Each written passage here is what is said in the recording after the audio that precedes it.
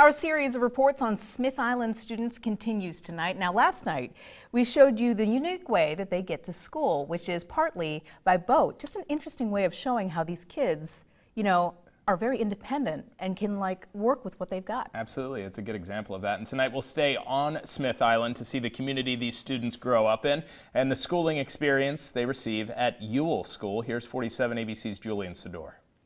During the time I was gathering information for the story, time and time again, administrators and teachers told me just how impressed they are with the students from Smith Island, often saying they wondered how these students endured a 40-minute boat ride every day before school and still managed to be bright-eyed and bushy-tailed during first period. But for the Smith Island students, this is just a way of life. They roll with the punches. And in order to understand how they do that, you have to understand the place they call home. From the time you start school on Smith Island to the moment you head off to Crisfield for 8th grade, Janet Evans, or Miss Janet as her students know her, takes care of your schooling. Tell the truth. Say nah. Not sometimes. Sometimes it's good that you don't need help. Evans has 8 students in her class, so teaching everyone what they need takes a lot of effort. How do you do it? You shuffle and juggle and you do the best you can. And there are days when I get very little done, and there are days when I get a lot done. You just keep on chugging. You just have to. To an outsider, it might seem as though students get the short end of the stick by only having one teacher.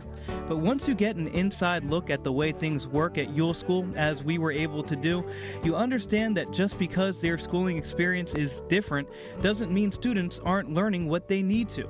Talking to students, you learn that because Evans might find herself short-handed at times, the kids learn how to be self-starters. Who helps you with your classwork? Does Deacon help you? Does your sister help you? Who helps you? Well, mostly I do it by myself. They also turn to each other. If I'm stuck on something, like when a person says the instructions are too hard for me to understand, I ask one of the older guys to help me out.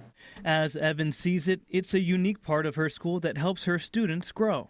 I think it also gives them confidence that they are, that wow, I'm teaching this little guy how to do this. And it gives the little guy more respect for the older kids, and that builds on their personality, their character as well. That ingenuity is what drives Smith Island students long after they leave the doors of Ewell. It's part of the reason that Angeline Marsh, a sophomore at Crisfield High School, has been able to achieve straight A's all her life. Learn stuff on our own, and that was really difficult. But I think we learned a lot more than the kids here because we tried to learn. What students may lose because Evans can't cover the curriculum as fast as teachers on the mainland, they gain in one-on-one relationships Evan has with every one of her students. Now tell me something you forgot to do here. What do you need to do that makes... The fact that she's had most of her students since the day they began school means she knows just how to reach them. You can understand where they're coming from. You've had their brothers or sisters. You're having their parents, and now you're getting their grandchildren, and you've been around a while. But what they get from Evans is only a portion of what makes these students who they are. Smith Island itself also plays a huge role. It's a different culture over there, which is a great thing because I feel like that these students are very warm and friendly, oftentimes easy to get to know. They have a very the culture over there is one of tight-knit. They help one another.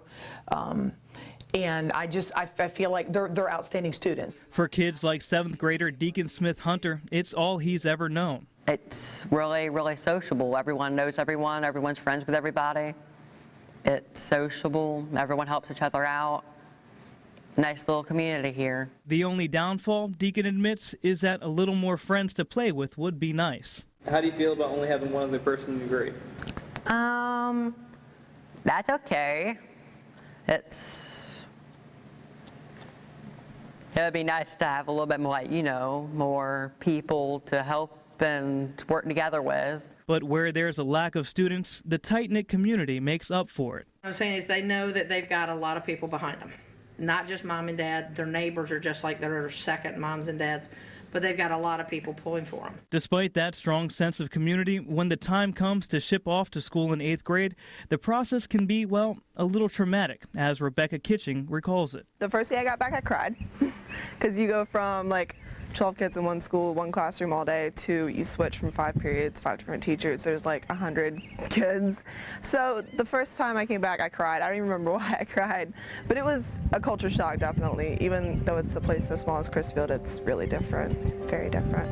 But as any Smith Islander will tell you, the students adapt quickly and make it work because that's what Smith Islanders do. They figure it out. And they know no matter what they do, they'll always have the whole island backing them up. As unique as Smith Island is, some things may be changing around there for the better. Right now, something called the Smith Island Vision Plan sits before the Somerset County Commissioners. The plan will do things to ensure Smith Island is around for many more years to come and will have an economy to sustain it. The County Commissioners will vote on whether to add the plan to the county's comprehensive plan next week. 47 ABC, I'm Julian Sador. Thank you, Julian. And that vote by the Somerset County Commissioners will be happening next Tuesday. To catch part 1 of this series, the Smith Island students, make sure you head over to our website, 47abc.com.